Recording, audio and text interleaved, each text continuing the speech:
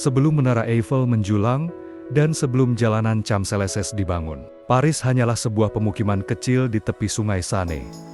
Disinilah semuanya bermula, bukan dari keagungan, melainkan dari kesederhanaan dan kebutuhan dasar manusia akan perlindungan dan sumber kehidupan. Sekitar abad ketiga sebelum Masehi, sekelompok kecil dari suku Parisi, bagian dari kelompok besar bangsa Celtic, menetap di sebuah pulau kecil di tengah sungai Seine, yang kini dikenal sebagai Les Deux Lacs. Pulau ini menawarkan lokasi strategis, mudah dipertahankan dan dikelilingi oleh air bersih. Disinilah cikal bakal Paris berdiri. Mereka bukanlah penakluk atau pembangun istana megah.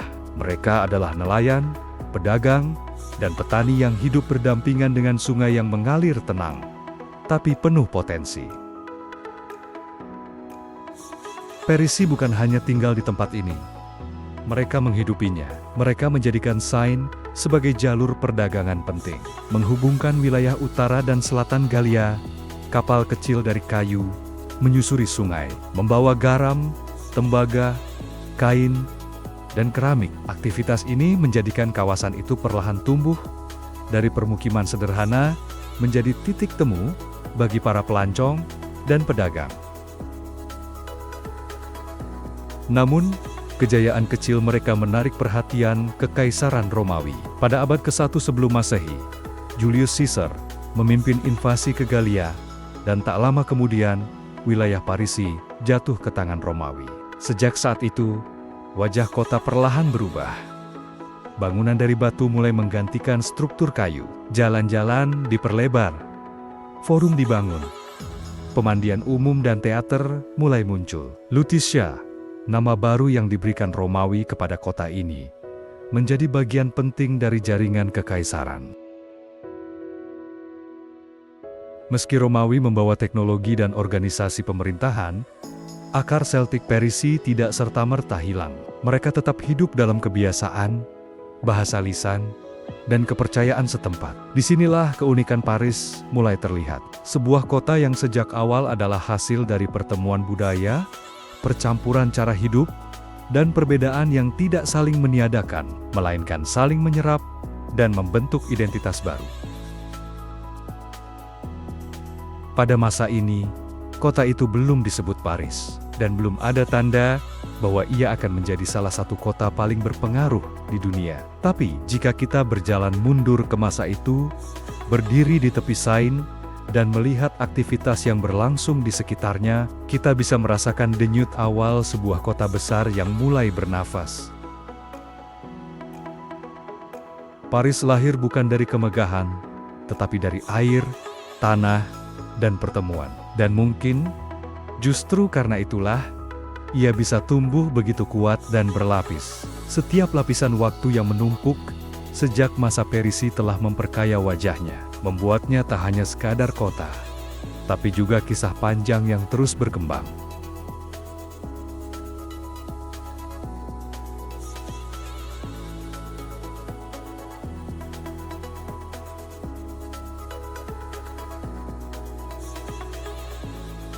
Ketika Romawi menancapkan kekuasaannya di Galia, mereka tak hanya membawa pasukan, tetapi juga tatanan hidup baru. Kota kecil milik suku Parisi itu dijadikan bagian dari struktur kekaisaran, dan diberi nama Lutetia Parisiorum, Lutetia milik orang Parisi.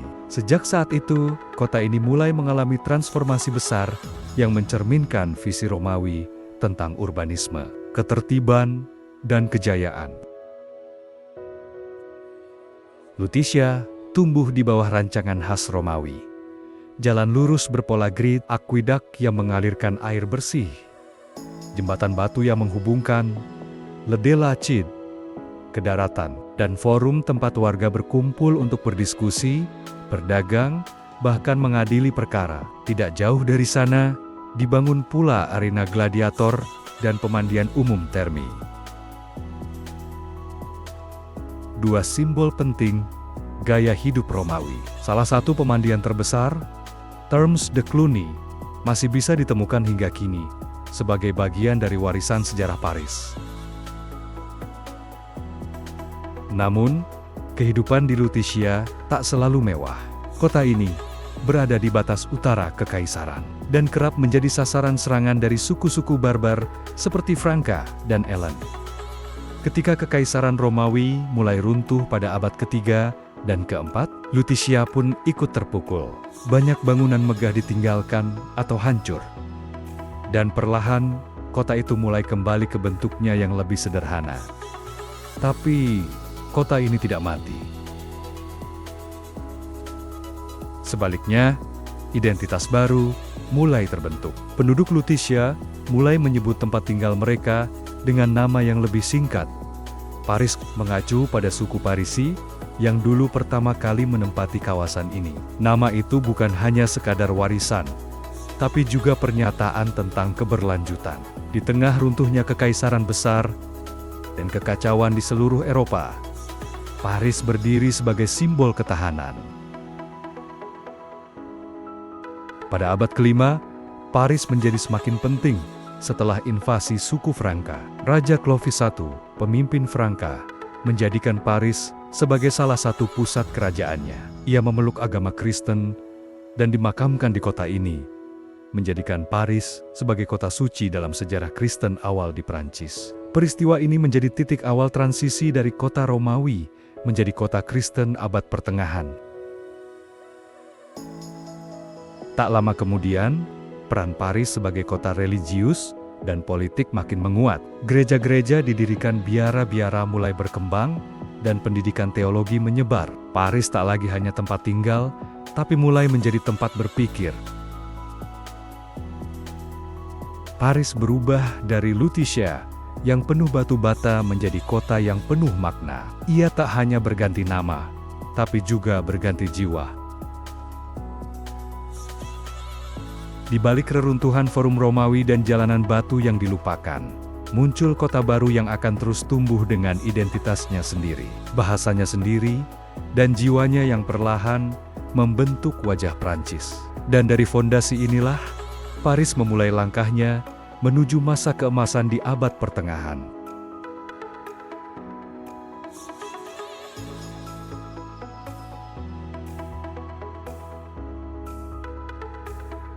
Memasuki abad pertengahan, Paris tidak lagi hanya sekadar kota perdagangan atau benteng pertahanan. Ia mulai tumbuh sebagai pusat spiritual, intelektual, dan politik yang semakin penting di Eropa Barat. Di balik dinding batu dan jalan sempit yang membelah kota, muncul api yang membakar hasrat manusia akan pengetahuan, iman, dan kekuasaan. Pada abad ke-12, sebuah perubahan besar mulai terlihat. Di tepi Le de la Cite, dibangun salah satu karya agung arsitektur gotik Katedral Notre Dame de Paris. Dibutuhkan hampir 2 abad untuk menyelesaikannya. Katedral ini bukan hanya rumah ibadah, melainkan juga simbol kebesaran iman Kristen dan ketangguhan manusia. Jendela kaca patri yang megah, pilar-pilar tinggi yang menjulang, dan ukiran-ukiran penuh makna menjadi pengingat bahwa abad pertengahan bukanlah zaman kegelapan sepenuhnya, melainkan zaman harapan yang berakar pada langit. Seiring dengan pembangunan gereja, tumbuh pula institusi pengetahuan yang tak kalah penting. Universitas Paris, yang kelak dikenal sebagai Sorbonne, lahir pada abad ke-13. Universitas ini menjadi magnet para cendekiawan dari berbagai penjuru Eropa. Para filsuf, teolog dan ilmuwan datang untuk berdebat, belajar, dan mengajarkan dunia tentang Tuhan, logika, dan manusia. Di sini, nama-nama seperti Thomas Aquinas dan Pierre Abelard menorehkan pemikiran yang akan bertahan berabad-abad. tapi seperti bara api yang menyala. Semangat spiritual dan intelektual itu tak selalu membawa kedamaian. Paris juga menyaksikan lahirnya konflik-konflik berdarah antar sekte agama, penganiayaan terhadap kelompok minoritas, dan kekuasaan gereja yang kadang membelenggu pikiran. Kerap kali, lentera ilmu pengetahuan harus menyala dalam kegelapan represi dan dogma. Di sisi lain, kehidupan masyarakat Paris tetap berjalan dalam iramanya sendiri. Pasar rakyat dipenuhi oleh pedagang kain, pembuat roti, dan seniman jalanan. Sungai Seine tetap menjadi nadi ekonomi, menghubungkan kota dengan desa dan wilayah lain di Prancis. Kastil, jembatan, dan biara memperkuat peran Paris sebagai pusat kekuasaan. Tapi kehidupan rakyat jelata menjadi fondasi sejati dari denyut kota ini. Pada akhir abad ke-14 dan awal abad ke-15, Paris dilanda gelombang krisis, wabah hitam, perang 100 tahun, dan kelaparan. Kota ini nyaris tenggelam dalam kehancuran, tapi sekali lagi, Paris tidak menyerah. Setiap kali sejarah menjatuhkannya, kota ini memilih untuk bangkit. Abad pertengahan meninggalkan jejak kuat pada jiwa Paris. Ia menjadi kota di mana iman dan ilmu saling beradu, lalu saling melengkapi. Sebuah tempat di mana langit dan akal bertemu. Di bawah minara-minara, batu, dan atap-atap runcing, api spiritualitas tetap menyala menerangi jalan menuju masa depan yang lebih besar.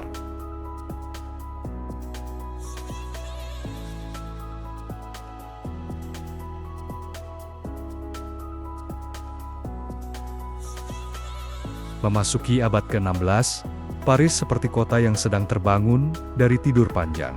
Angin Renaissance yang sebelumnya berembus dari Italia mulai mencapai Prancis, membawa semangat baru tentang seni, ilmu pengetahuan, dan penemuan kembali nilai-nilai humanisme. Kota ini perlahan melepaskan jubah abad pertengahan dan menggantinya dengan nuansa baru yang lebih penuh warna, namun juga syarat konflik.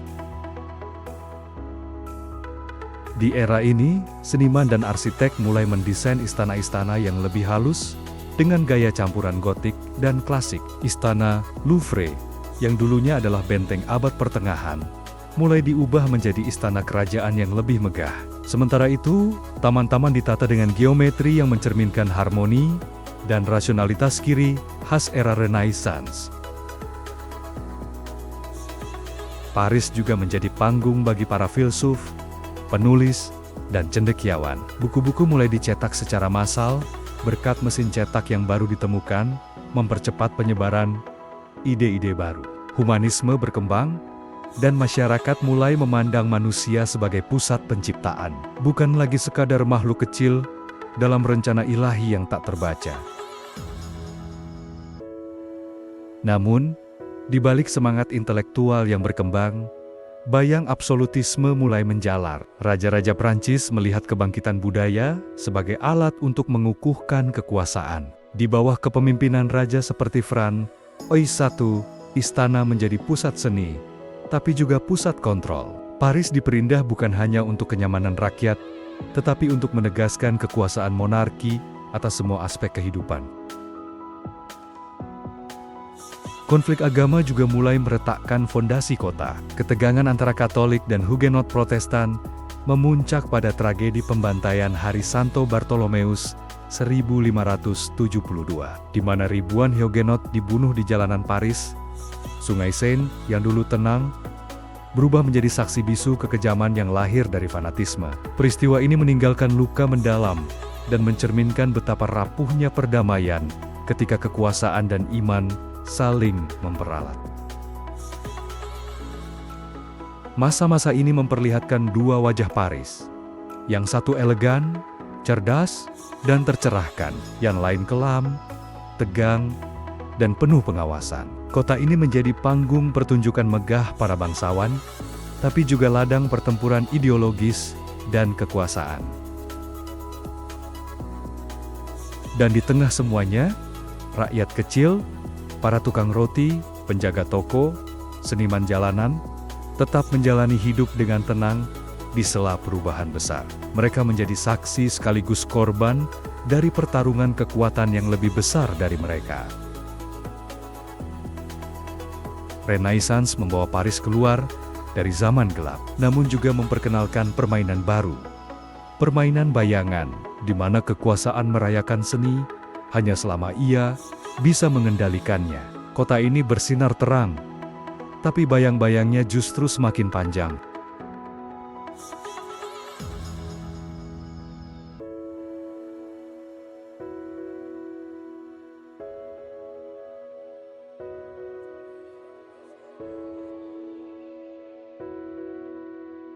Pada akhir abad ke-18, Paris berdiri di ambang perubahan paling radikal dalam sejarahnya. Kota ini telah lama menjadi pusat kekuasaan monarki Prancis. Namun di balik kemewahan istana dan keagungan taman-taman kerajaan, rakyat hidup dalam kesenjangan yang mencekik. Harga roti melambung tinggi, pajak memberatkan, dan kehidupan kaum miskin memburuk setiap harinya. Sementara itu, para bangsawan terus berpesta di balik tembok Versailles. Ketegangan pun memuncak dan Paris menjadi titik ledaknya.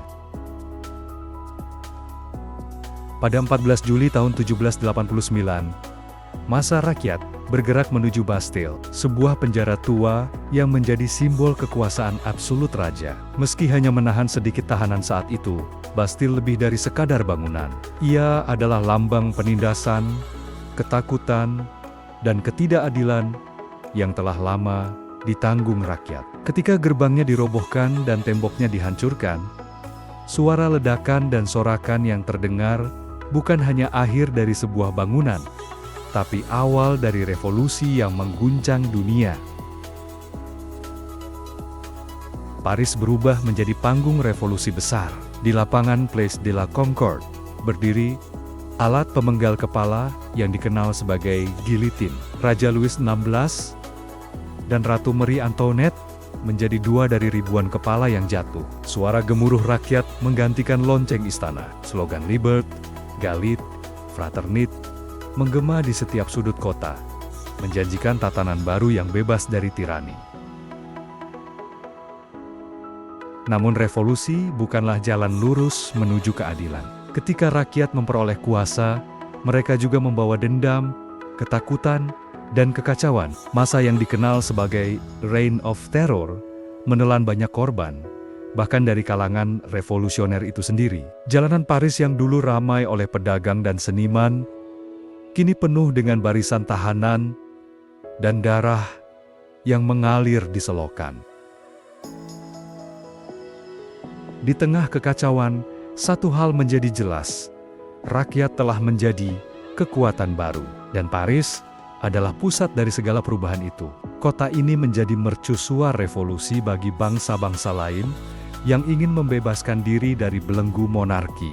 Dari jalanan Rue Saint-Honore hingga Ilenalan Bastille, semangat pemberontakan merambat seperti api yang tak bisa dipadamkan. Namun, seperti api yang membakar terlalu cepat, revolusi juga menghanguskan dirinya sendiri. Dari kekosongan kekuasaan itu, muncul seorang jenderal muda yang kelak mengklaim tahta sebagai Napoleon Bonaparte. Ia menjanjikan stabilitas setelah badai, dan sekali lagi, Paris akan melihat kekuasaan tunggal memegang kendali. Revolusi Prancis tak hanya mengubah wajah pemerintahan, tapi juga jiwa Paris itu sendiri. Kota ini tidak lagi milik raja, tapi milik rakyat walaupun perjalanan menuju kebebasan sejati masih panjang dan penuh luka. Bastille telah runtuh, tapi pertanyaan besar tetap menggantung di udara. Apa yang akan dibangun di atas reruntuhannya?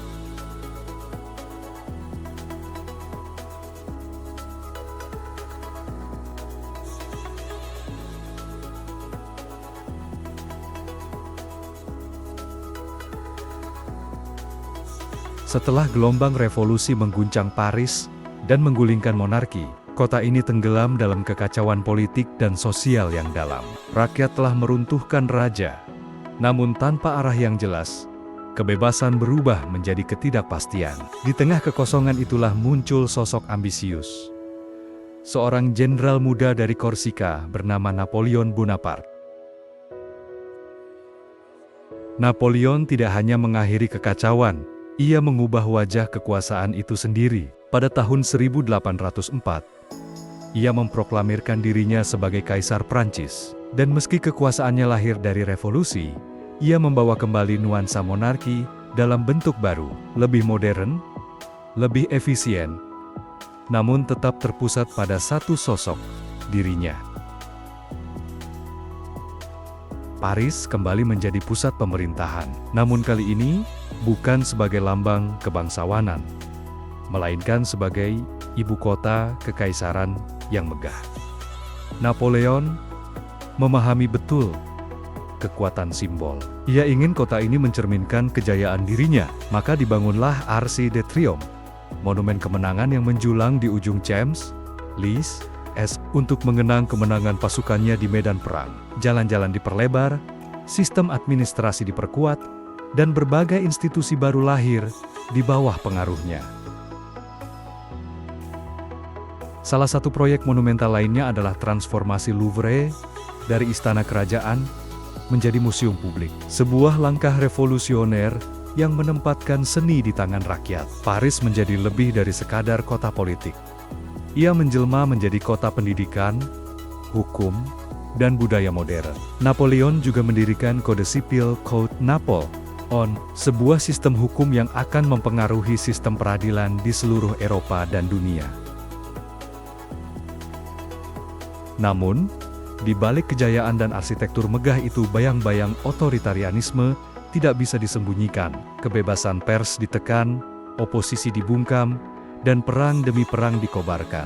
Paris menjadi pusat propaganda kekaisaran, sekaligus pengendali narasi tentang kemuliaan Prancis. Rakyat yang sebelumnya bersorak untuk kebebasan, kini menyaksikan kembali konsolidasi kekuasaan dalam tangan satu orang. Kejatuhan Napoleon pada 1814 mengakhiri babak ini dengan getir. Pasukan asing memasuki Paris, dan sang kaisar diasingkan. Kekuasaan kembali berganti tangan, dan Paris lagi-lagi menjadi pusat saling menarik antara masa lalu dan masa depan, antara monarki dan republik, antara ketertiban dan hasrat untuk berubah. Namun warisan Napoleon tetap melekat pada Paris. Arc de Triomphe tetap berdiri. Jalan-jalan lurus yang ia rancang menjadi tulang punggung kota. Museum-museum, sistem hukum, dan institusi pendidikan masih bertahan hingga kini. Ia mungkin telah jatuh, namun gambaran tentang kekuasaan dan kejayaan yang dibangun melalui arsitektur dan simbol masih bernafas dalam setiap sudut Paris. Napoleon membangun kekaisarannya dari medan perang, tapi ia menahbiskannya di Paris. Dan kota ini, seperti biasa, tidak hanya menjadi tempat peristiwa, tapi juga pantulan dari ambisi manusia yang tak pernah puas.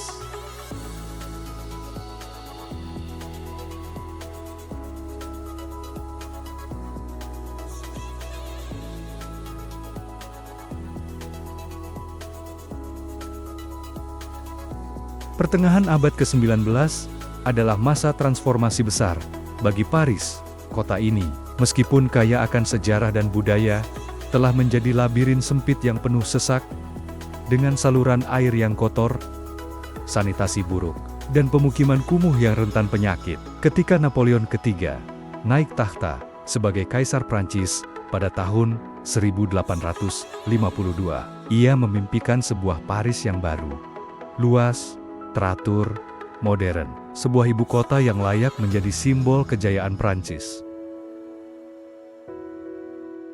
Untuk mewujudkan visi itu, ia menunjuk Georges Eugène Haussmann, seorang prefek yang dikenal ambisius dan disiplin. Haussmann bukan hanya merombak Paris, ia menciptakan kota yang baru di atas kota lama.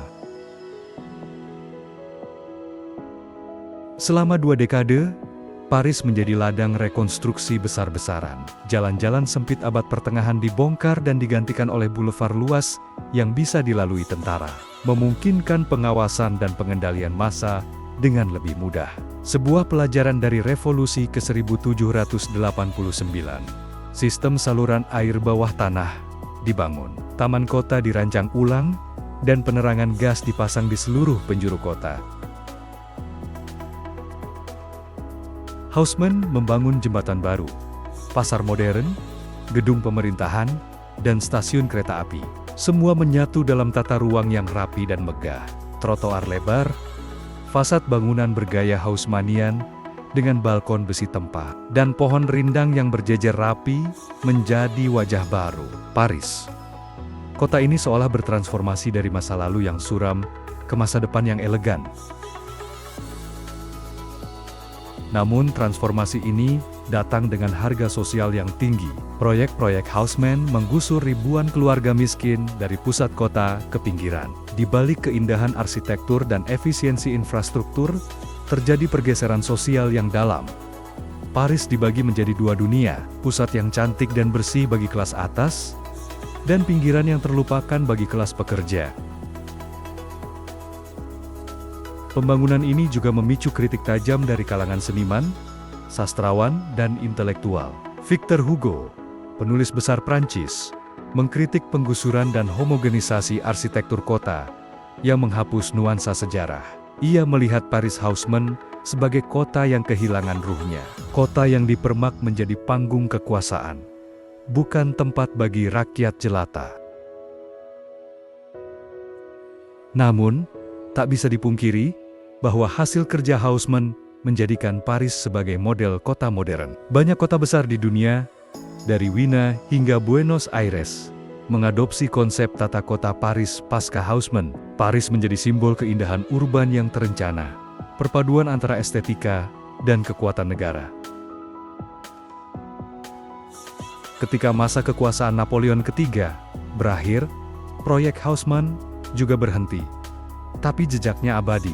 Boulevard-boulevard itu masih menjadi nadi kehidupan kota. Arsitektur khasnya menjadi ciri yang melekat pada identitas visual Paris hingga hari ini. Dan dari kota yang pernah remuk oleh revolusi dan perang, kini berdiri Paris baru, yang luas dan terang, tempat di mana sejarah dan modernitas hidup berdampingan. Haussmann tidak hanya membangun kota, ia membentuk cara kita melihat Paris hingga saat ini.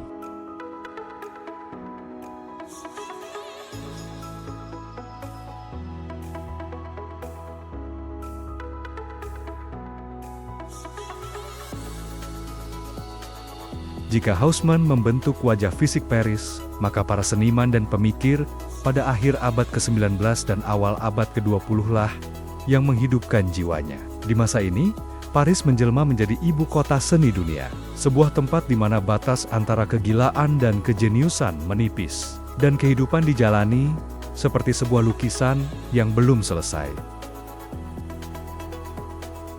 Segalanya bermula di bukit kecil bernama Montmartre. Kawasan ini, yang dulunya hanyalah daerah pinggiran, menjadi magnet bagi para pelukis, penulis, penyair, dan pengembara intelektual. Di antara gang sempit dan kafe kecil, nama-nama besar seperti Toulouse-Lautrec, Modigliani, Picasso, dan Van Gogh muncul dan meninggalkan jejaknya. Mereka hidup sederhana, seringkali dalam kemiskinan, namun kaya akan kebebasan berekspresi. Tidak ada patron kerajaan, tidak ada pesanan dari istana. Yang ada hanya kanvas kosong dan emosi mentah. Seni di Paris menjadi liar, jujur, dan eksperimental. Dari impresionisme ke kubisme, dari realisme ke surrealisme, semua lahir atau dibentuk ulang di kota ini. Di saat yang sama, kawasan Montparnasse di selatan Seine berkembang sebagai sarang bagi para penulis dan pemikir. Di kafe seperti La Closerie des Lilas atau Lady Me, duduklah tokoh-tokoh seperti Ernest Hemingway, Scott Fitzgerald, Gertrude Stein, dan James Joyce. Mereka adalah bagian dari The Lost Generation, para ekspatriat yang menemukan Paris sebagai pelarian dan rumah spiritual mereka setelah trauma Perang Dunia Pertama. Namun semangat B.O.M tidak terbatas pada seni rupa dan sastra. Musik, teater, dan filsafat juga berkembang pesat. Lagu-lagu Edith Piaf melantun di jalanan malam, menyuarakan kepedihan dan harapan rakyat jelata. Teater eksistensialis dipentaskan oleh tokoh seperti Jean-Paul Sartre dan Simone de Beauvoir, yang merumuskan ulang makna kebebasan dalam dunia yang absurd.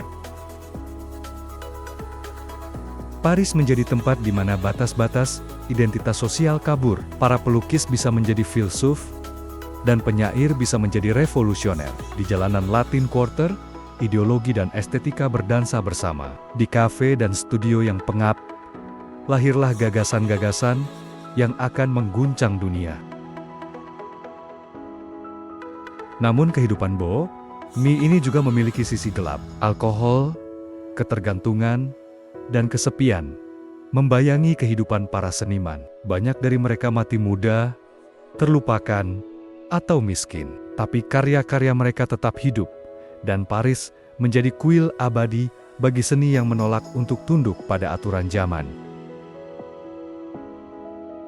Era ini adalah saat Paris tidak hanya mencerminkan dunia, tapi menciptakan dunia dengan warna, kata, dan nada. Dari kanvas Van Gogh yang bergetar, dari kalimat Hemingway yang tajam, dari lirik Piaf yang mengguncang hati, semua menyatu dalam satu kota yang memberi ruang bagi mimpi sekaligus luka. Paris bohemi bukan sekadar masa lalu. Ia adalah semangat yang masih berbisik dalam lorong-lorong Montmartre dan bayangan lampu malam di tepi Seine.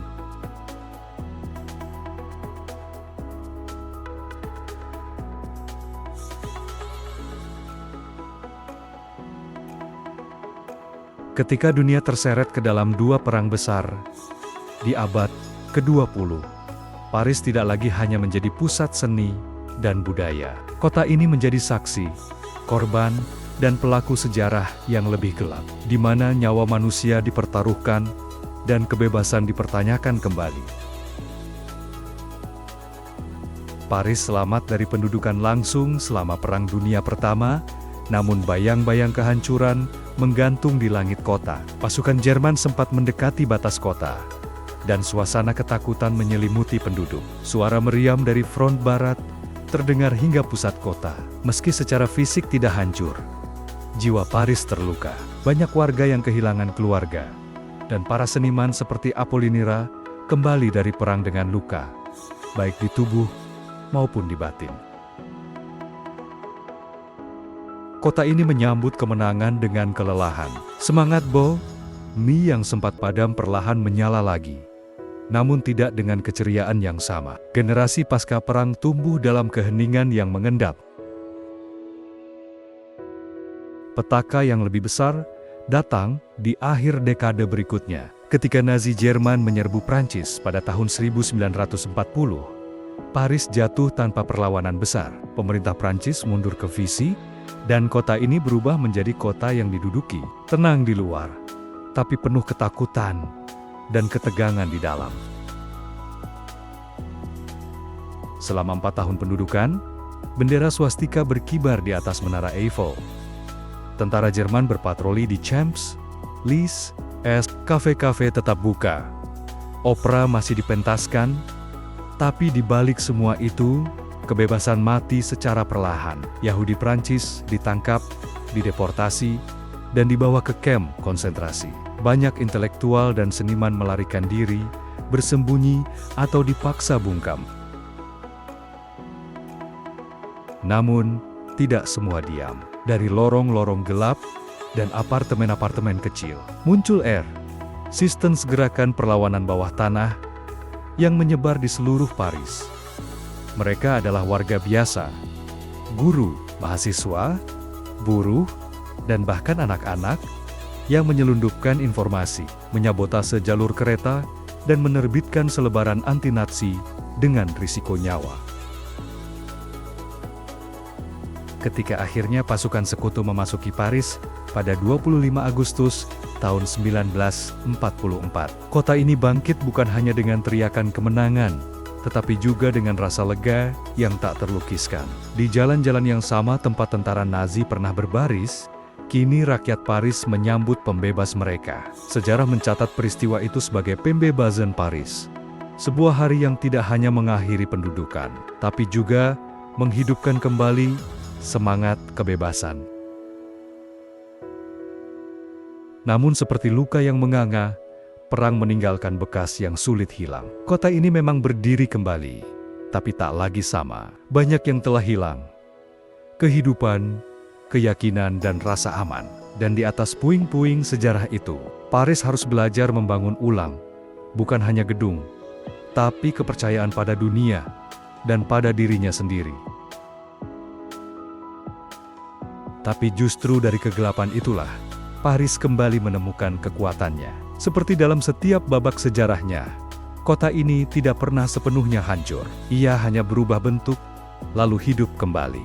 Dan semangat resistance itu masih bergetar, mengingatkan dunia bahwa bahkan di bawah bayangan penjajahan, cahaya bisa tetap menyala.